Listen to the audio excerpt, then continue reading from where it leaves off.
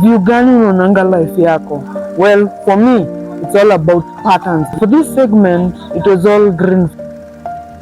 Pale meditation route, Ngong to Kiserian. It's all about clarity and trueness. Two kids manze. Walinikumbusha mbali sana pale hivyo, Nick ma 14 juu singeza kufikia pale Rongai kina Mad Max, Hot Wheels, hiyo time Catalyst, nili create that fantasy.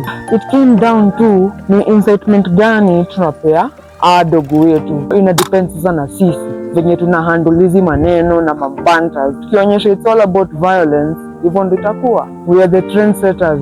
For me, matatu culture siku zote jo. The segment ya mbona nilikuwa nimepotea jo.